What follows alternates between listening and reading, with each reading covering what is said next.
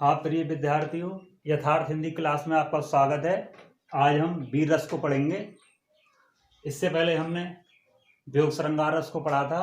आज हम वीर रस को पढ़ेंगे। वीर रस की बहुत आसान सी परिभाषा है।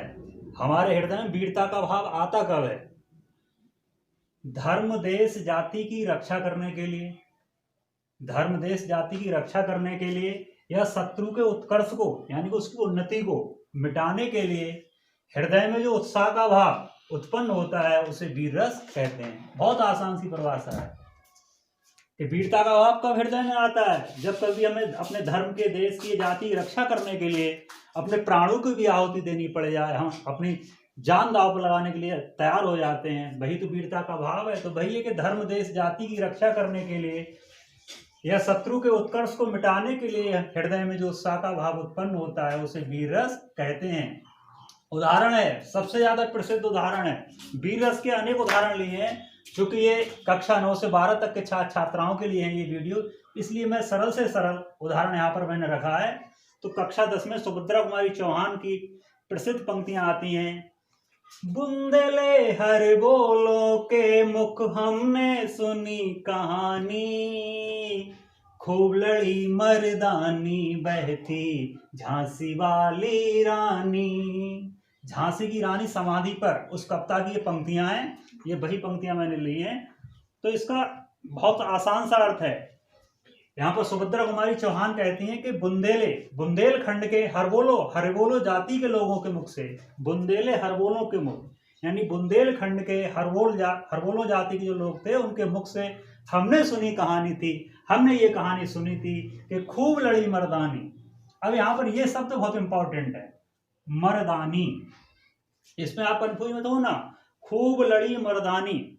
व्याकरण की दृष्टि से देखें तो मर्दानी शब्द स्त्रीलिंग है, अर्थात मर्द का स्त्रीलिंग क्या हो जाएगा? मर्दानी। तो उस हिसाब से मर्द का क्या होता है अर्थ? वीर। उसी हिसाब से मर्दानी का अर्थ क्या हुआ? वीरांगना। लेकिन यहाँ पर कविता के अर्थ में इसका प्रयोग दोनों अर्थ में, दूसरा अर्थ यह होगा मर्दानी यानी मर्दों की तरह। तो यहाँ दो अर्थ है मर्दानी के, एक तो मर्दानी वीरांगना, दूसरा क्या हो जाएगा? मर्दों के समान। तो खूब लड़ी मर्दानी बहती झांसी वाली रानी, इस कविता में यहाँ पर मर्दानी का प्रयोग कि खूब लड़ी मर्दानी, मर्दों की तरह वह मर्दों के समान अंग्रेजों से युद्ध में खूब लड़ी थी, वह झांसी की रानी वीरांगना लक्ष्मीबाई थी। अब यहाँ पर हम दोनों अर्थ लेंगे। मर्दानी का पहला अर्थ क्या लगाएंगे? वीरांगना। कि खूब लड़ी मर्दानी कहे वीरांगना लक्ष्मीबाई मर्दों की तरह, अर्थात मर्द से प्राय पुरुषों की तरह अंग्रेजों से युद्ध में खूब लड़ी थी। तो सीधा सा अर्थ है इसका, सीधा सा अर्थ पहली लाइन से लगाएंगे। सुभद्रा कुमारी चौहान कहती हैं, कवित्री सुभद्रा कुमारी चौहान कि बुंदेलखंड के हरबोलों के मुख से हमने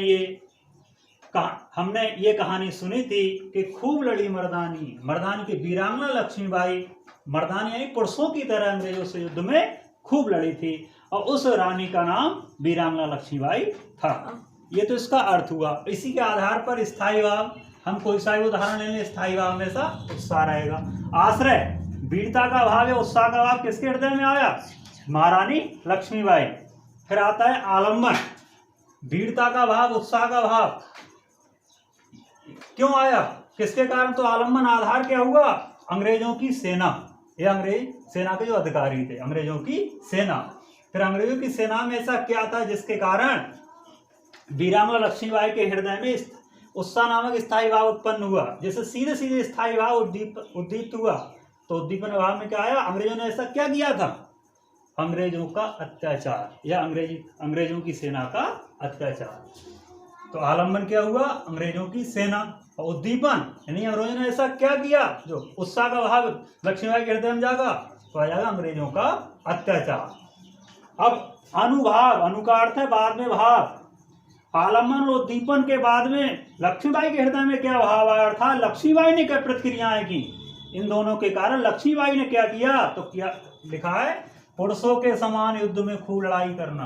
वीरांगना लक्ष्मीबाई ने पुरुषों की तरह अंग्रेजों से युद्ध में खूब लड़ाई की थी। अब फिर आ जाता है संचारी भाव। छोटे छोटे ऐसे कौन से संचारी भाव थे जिसके कारण वीरांगना लक्ष्मीबाई ने अंग्रेज से खूब, छोटे छोटे संचारी भाव में क्या आएगा? देखो, गर्व, गर्व क्या, आज महारानी लक्ष्मीबाई को गर्व हो रहा है कि उसका जीवन इस देश के, इस मातृभूमि की, इस मिट्टी की रक्षा करने के काम में आ रहा है। हर्ष, हर्ष यानी प्रसन्नता, महारानी लक्ष्मीबाई के हृदय में प्रसन्नता भी हो रही है कि यदि आज मेरे प्राणों की आहुति भी, मैंने अपने प्राणों की आहुति भी दे दी देश के लिए, तो मुझे गर्व होगा, मुझे प्रसन्नता होगी कि मैं इस देश की मिट्टी के काम आ रही। उत्सुकता, अंग्रेजों से युद्ध लड़ने की उत्सुकता भी उनके हृदय में बहुत तेजी से उमड़ रही है। तो ये छोटे छोटे भाव हैं, गर्व, हर्ष, उत्सुकता, चंचलता, आवेग, ये सभी इसी में आएंगे संचारी भाव में। लेकिन जो अनुभाव है, जो मुख्य भाव है, महारानी लक्ष्मीबाई ने ये एक बार भी विचार नहीं किया अरे मैं स्त्री हूं, नहीं, वह पुरुषों के समान युद्ध में अंग्रेजों से खूब लड़ी थी। अब इसकी जगह यदि हम दूसरा उदाहरण यहीं पर रख लें, एक उदाहरण और आपकी किताब में मिलता है, वो आता है कि चढ़ चेतक पर तलवार उठा करता था भूतल पानी को, राणा प्रताप सिर काट काट करता था सफल जवानी को। यदि वह उदाहरण हम यहाँ पर रख देंगे तो क्या हो जाएगा, स्थायी भाव उत्साही रहेगा, आश्रय क्या हो जाएगा, महाराणा प्रताप। अब जो मैंने अभी उदाहरण बोला इसका अर्थ क्या होगा कि महाराणा प्रताप चढ़ चेतक पर, अपने घोड़े चेतक पर चढ़ते थे, उसके ऊपर सवार होकर के करता था भूतल पानी को, भूतल पानी यानी महाराणा प्रताप का जो घोड़ा चेतक था वह पानी में भी भूतल की तरह, धरती की तरह दौड़ता था।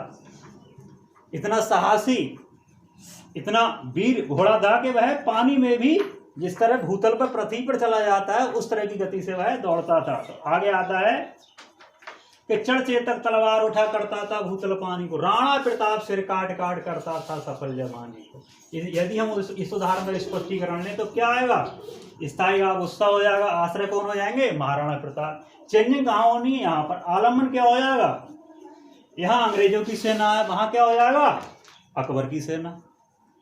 और उद्दीपन क्या हो जाएगा, महाराणा प्रताप क्यों से चेतक पर चढ़े, क्यों तलवार उठाई, वहां पर क्या हो जाएगा, यहाँ अंग्रेजों की सेना का अत्याचार, वहां क्या हो जाएगा, अकबर की सेना का अत्याचार।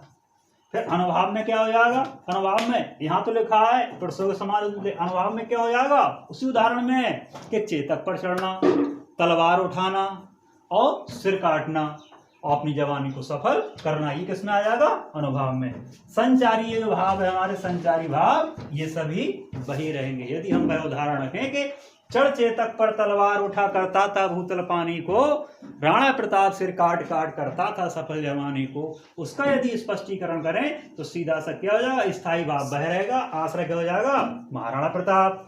आलम्बन में क्या हो जाएगा, अंग्रेजी सेना के स्थान पर क्या आ जाएगा, आलम्बन में अकबर की सेना। उद्दीपन में क्या हो जाएगा, अकबर की सेना का अत्याचार। और अनुभाव में क्या आ जाएगा, चेतक पर चढ़ना, तलवार को उठाना, शत्रुओं के सिर काटना, अपनी जवानी को सफल करना, ये क्या हो जाएगा, अनुभाव में। और संचारी भाव क्या हो जाएंगे, गर्व, हर्ष, उत्सुकता, चंचलता आदि ये हो जाएंगे।